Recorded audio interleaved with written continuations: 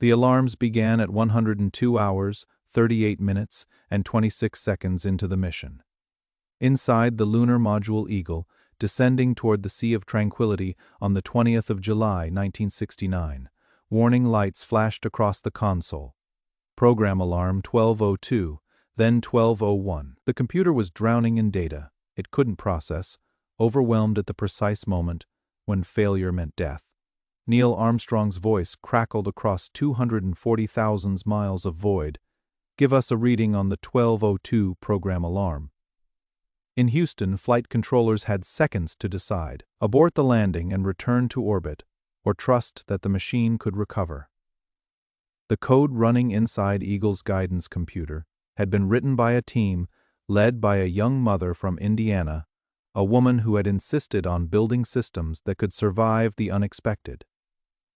Margaret Hamilton's software was about to face its ultimate test, and the world was watching. Margaret Heffield was born in 1936 in Powley, Indiana, a small town where everyone knew everyone and expectations followed well-worn paths. Her father taught philosophy, filling their home with books and abstract questions about truth and logic. Her mother balanced these lofty concerns with practical wisdom, the kind that kept a family fed during lean years. Margaret grew up inhabiting both worlds, comfortable with ideas yet grounded in reality. The Depression had ended, but its lessons lingered. World War II reshaped America, while Margaret was still learning to read. Her childhood unfolded against a backdrop of rationing, victory gardens, and gold stars in neighbors' windows. Education became sacred in the Heffield household, not as luxury but as necessity.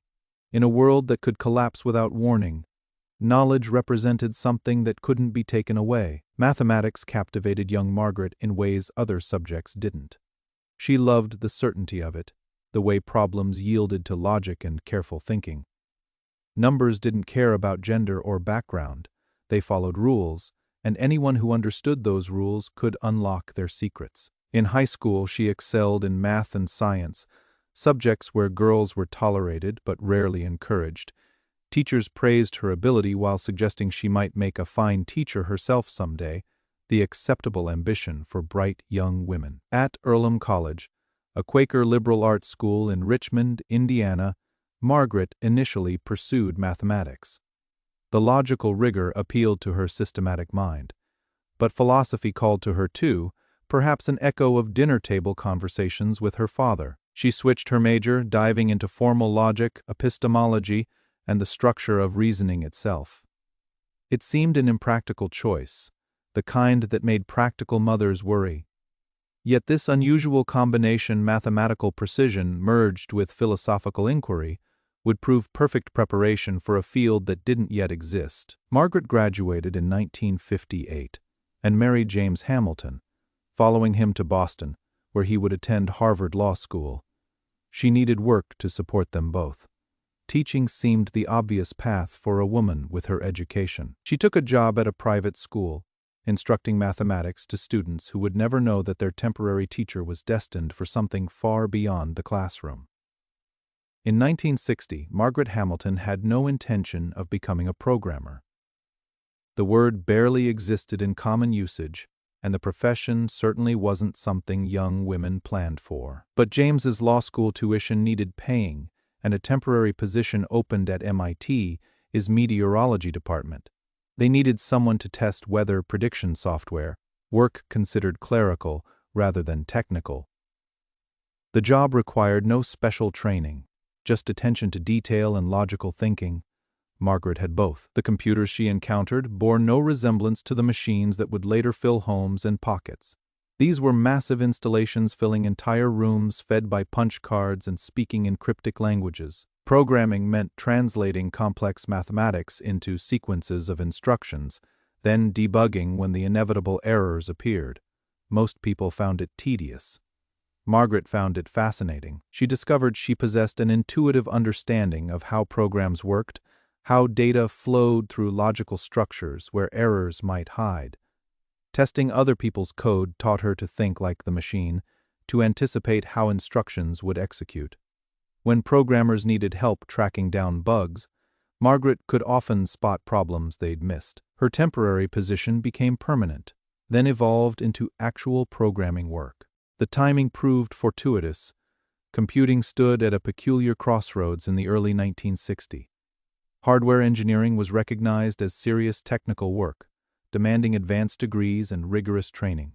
Software, however, remained something of an afterthought. Programs were written by mathematicians, engineers, and whoever else could figure out the syntax. Many managers considered coding similar to typing or weaving detail-oriented work, that women's supposedly nimble fingers and patient temperaments made them naturally suited for. This casual sexism opened doors that might otherwise have remained closed. MIT's reputation attracted ambitious projects, and Margaret moved from weather prediction to military defense systems.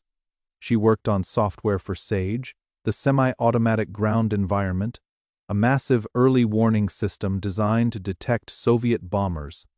The work demanded reliability beyond anything commercial computing required. A bug in a business program might cost money, a bug in SAGE could cost lives. This crucible taught Margaret to think about software differently, not as something to make work most of the time, but as something that absolutely could not fail. Her colleagues noticed her unusual approach. Where others focused on making code run, Margaret obsessed over what happened when things went wrong. She asked uncomfortable questions. What if power fluctuated? What if operators entered invalid data? What if two programs tried to access the same memory? Most programmers shrugged off these concerns. Margaret couldn't. Something in her training, the philosophical rigor, the mathematical precision, the practical wisdom from her mother demanded that systems handle unexpected situations gracefully. President Kennedy's declaration in May 1961 changed everything. America would land a man on the moon and return him safely to Earth before the decade ended. The announcement electrified the nation and terrified engineers who understood the magnitude of the challenge. NASA needed technology that didn't exist, solving problems no one had encountered. Among these challenges, guidance and navigation stood out as particularly daunting. Getting to the moon required navigating through space with precision measured in fractions of degrees and seconds. Missed the target and astronauts might orbit helplessly until oxygen ran out, or slam into the lunar surface, or skip off Earth's atmosphere on return. Computers would need to handle these calculations because human pilots couldn't react fast enough or compute accurately enough. But computers in 1961 filled rooms and required constant maintenance. Spacecraft needed something that could fit in a capsule and function flawlessly in the radiation-soaked void of space. MIT Instrumentation Laboratory, headed by Charles Stark Draper, won NASA's contract to develop Apollo guidance systems. Draper was a legend in navigation, having pioneered inertial guidance for submarines and aircraft. But spacecraft presented unique challenges. The Apollo guidance computer would need to operate autonomously, guiding the spacecraft through launch, flight, lunar orbit, landing, and return. It would need software unlike anything yet written complex enough to handle multiple mission phases, robust enough to never fail. Margaret Hamilton joined the Apollo program in 1963, recruited for her work on military systems. She was 26 years old, one of the few women in a laboratory dominated by male engineers. The initial assignment seemed straightforward: develop software for the command module's guidance computer. The reality proved staggeringly complex. The Apollo guidance computer represented a marvel of miniaturization for its era, yet possessed laughably limited capacity by later standards. It had 74 kilobytes of read-only memory and 4 kilobytes of read-write memory. A single high-resolution photograph today contains more data than this computer could hold. Programmers needed to pack extraordinary functionality into impossibly tight constraints, writing code so efficient that every instruction mattered. More daunting than the hardware limitations was the permanence of software. Once astronauts launched, the code couldn't be updated. No patches could be transmitted from Earth. Bugs couldn't be fixed after deployment. The software needed to work perfectly on the first try. every time, in conditions that couldn't be fully tested until astronauts actually flew. Engineers could test hardware to destruction, learning from failures. Software offered no such luxury. A single logical error, a misplaced instruction, could kill 3 men 240 thousands miles from help. Margaret understood immediately that this demanded a completely different approach to programming. Software couldn't be an afterthought, something coded quickly and debugged later. It needed to be engineered with the same rigor applied to mechanical and electrical systems, maybe more. Margaret Hamilton didn't just write code for Apollo, she invented new ways of thinking about software itself. In 1963, software engineering wasn't a recognized discipline. Programs were crafted by individuals working in relative isolation, each developing personal styles and methods. Documentation was sparse. Testing was informal. The idea that software development needed systematic methodology struck many engineers as unnecessary bureaucracy. Hamilton saw it differently. Software controlling life.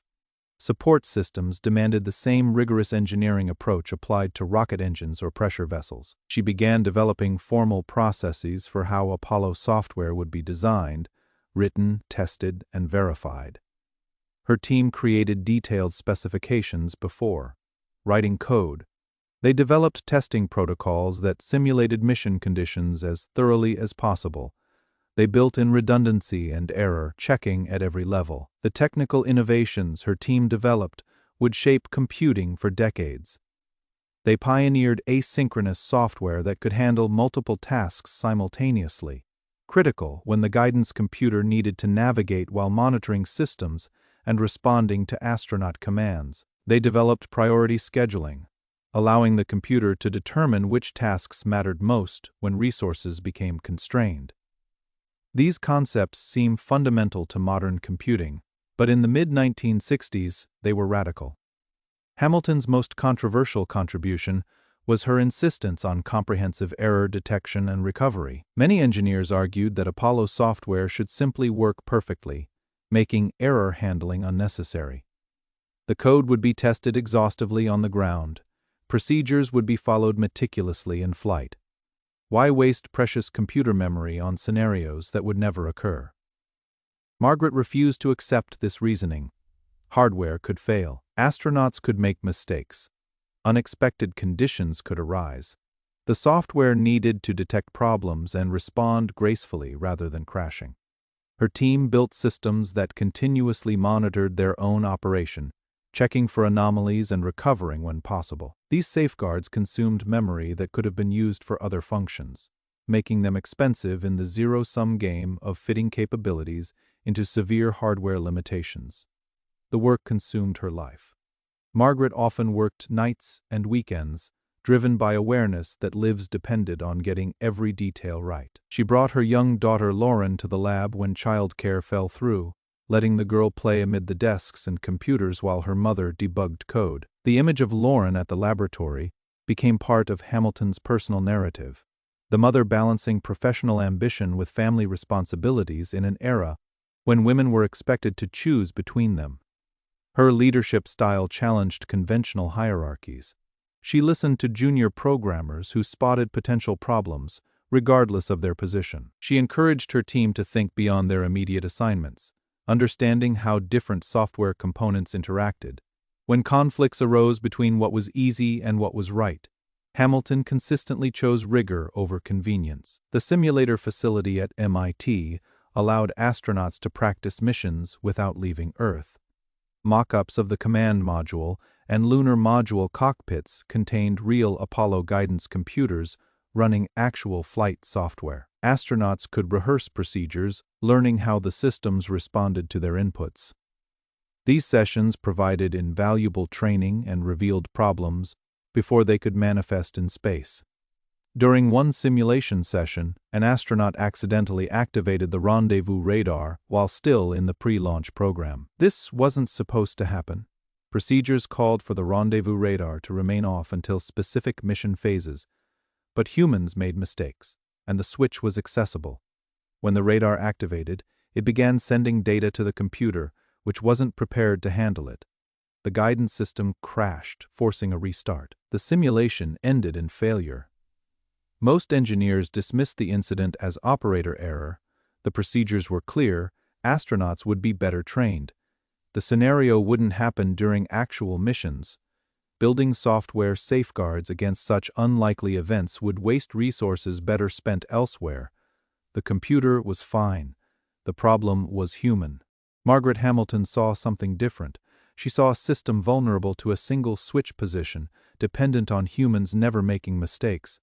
She saw software that crashed rather than handled unexpected inputs gracefully. Most troubling, she saw colleagues willing to accept catastrophic failure modes because they seemed improbable. In her experience with military systems, improbable didn't mean impossible. Murphy's Law ruled in complex systems. Anything that could go wrong eventually, would Hamilton pushed for changes to make the software more robust. If the rendezvous radar activated at the wrong time, the computer should recognize the problem and alert the crew rather than crashing.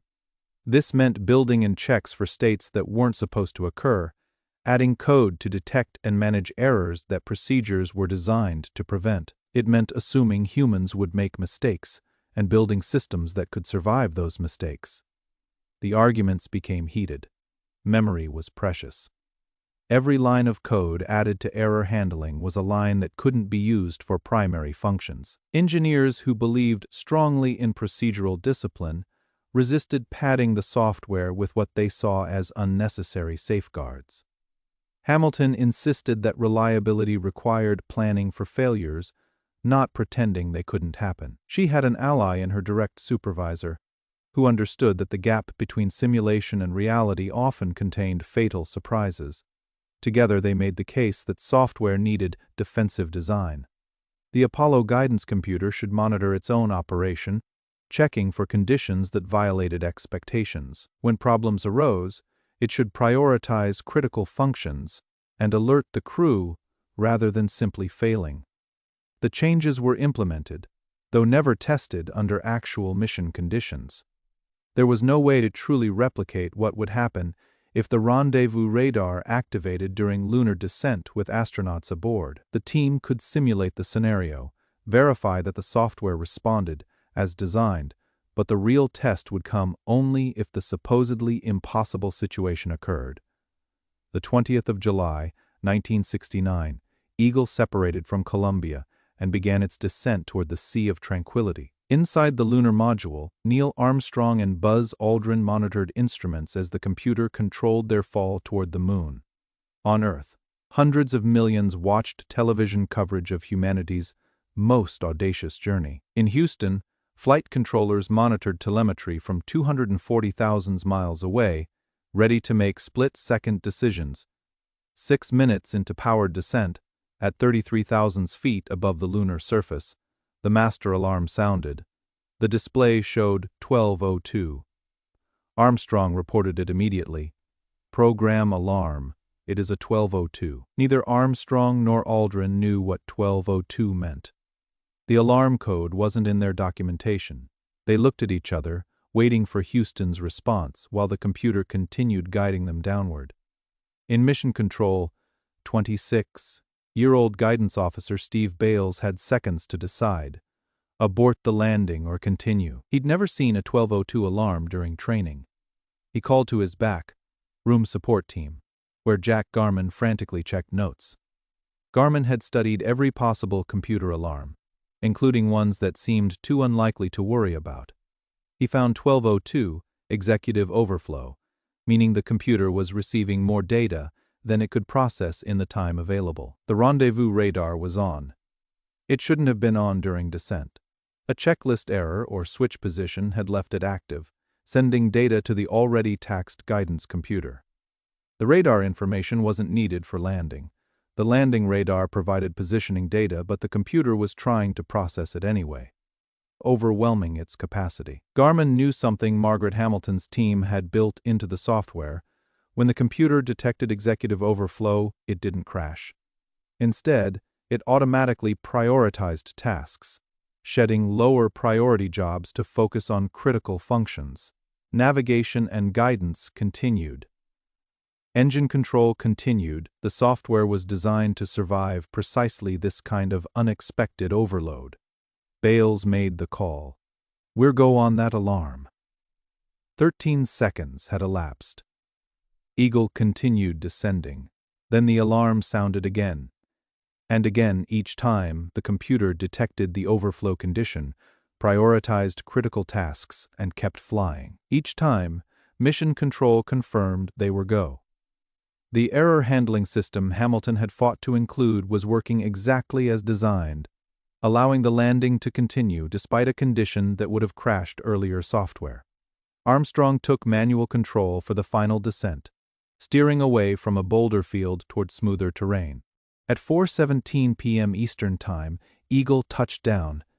"The Eagle has landed." Armstrong's calm announcement understated the magnitude of what had just occurred. Later analysis confirmed the sequence. The rendezvous radar, left active by procedural oversight, had flooded the computer with unnecessary data during the critical descent phase. Without priority scheduling and error recovery, the guidance system would have crashed, forcing an abort. Margaret Hamilton's insistence on building systems that could handle the unexpected, her controversial allocation of precious memory to error detection and recovery, had made the difference between landing and aborting. The moment validated years of rigorous engineering. Hamilton wasn't in mission control during the landing. She was at MIT watching on television like millions of others. But her code was there, functioning exactly as designed, proving that software could be engineered to survive real-world complexity. Apollo 11's triumph made Margaret Hamilton's software famous among aerospace engineers, though her name remained largely unknown to the public. NASA missions continued, each using evolved versions of the guidance software her team had developed. Then came Apollo 13 in April 1970, when an oxygen tank explosion transformed a lunar landing mission into a desperate fight for survival. Hamilton's software proved crucial once again. The explosion crippled the command module, forcing astronauts to use the lunar module as a lifeboat.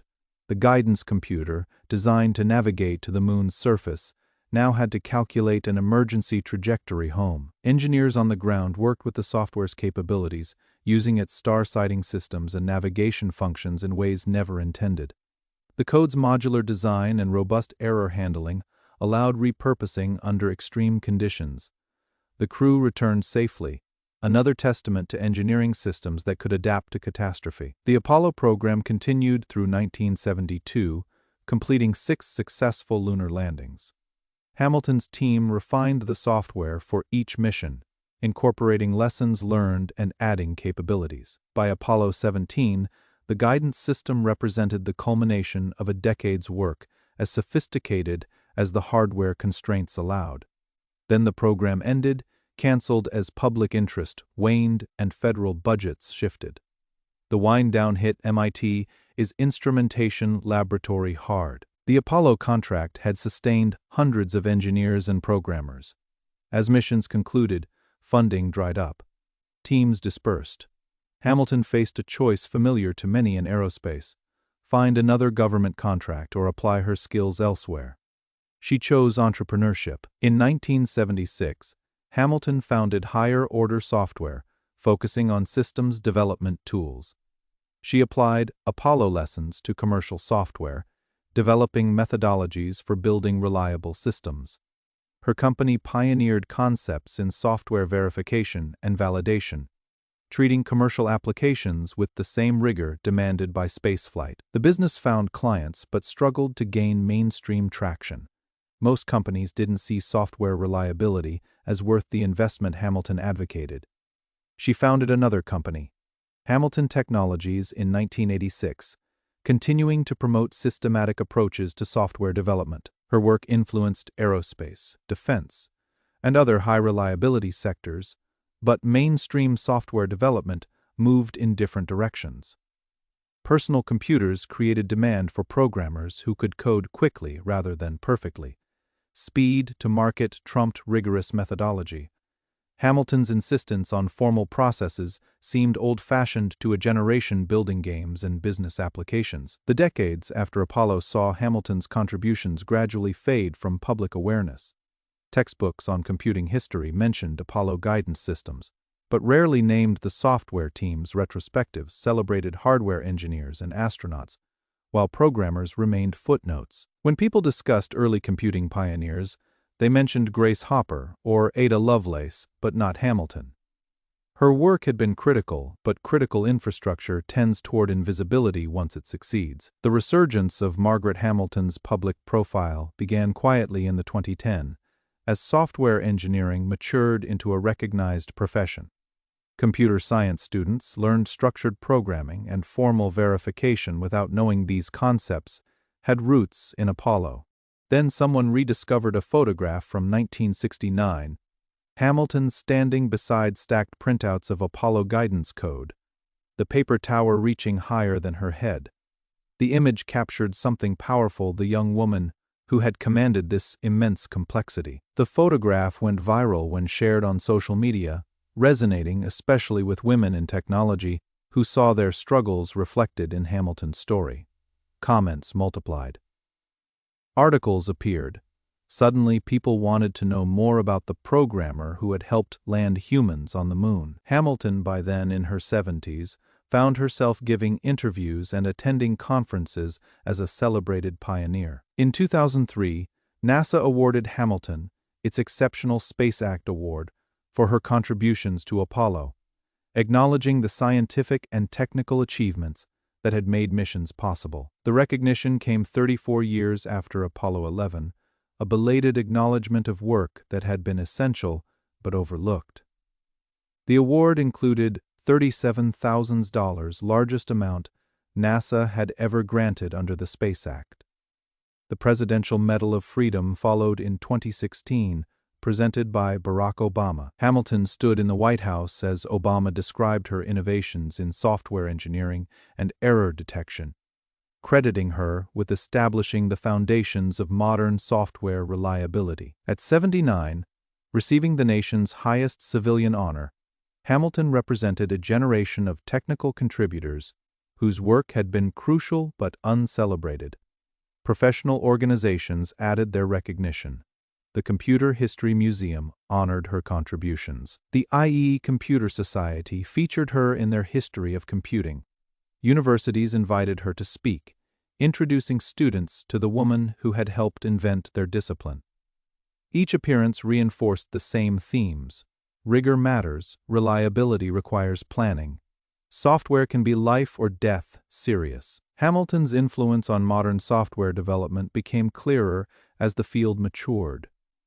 Her insistence on treating software as engineering documenting requirements, testing systematically, building in error handling became standard practice for critical systems. Aerospace software, medical devices, automotive safety systems, financial infrastructure all adopted principles Hamilton had pioneered.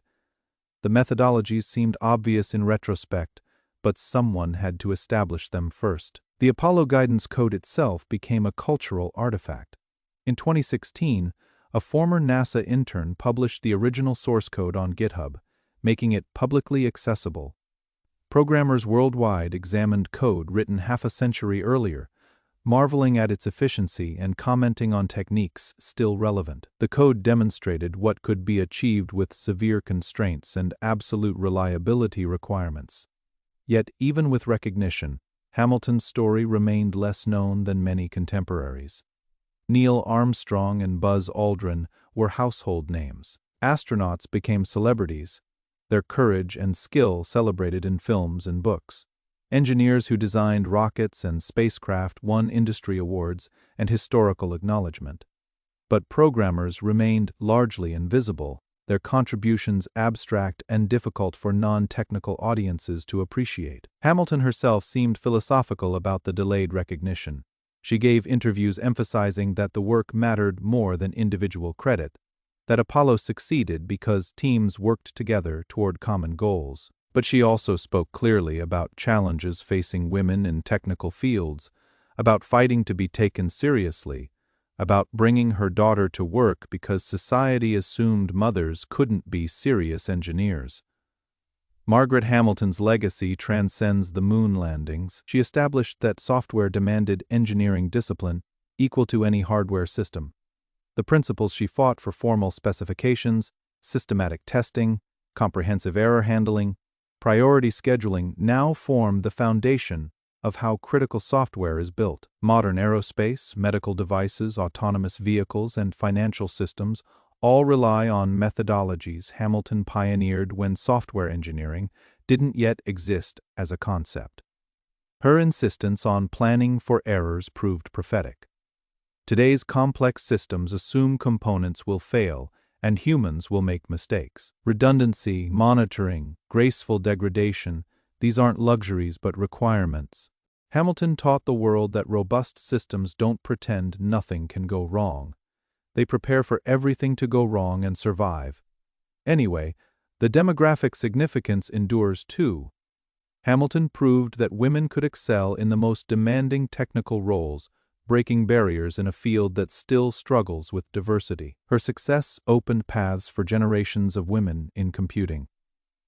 3 minutes of program alarms during Apollo 11's descent captured the essence of Hamilton's contribution. Software she had written, defending choices others questioned, performed exactly as intended when lives hung in balance. The legacy isn't just that humans walked on the moon. It is that they walked on the moon protected by systems engineered to expect and survive the unexpected.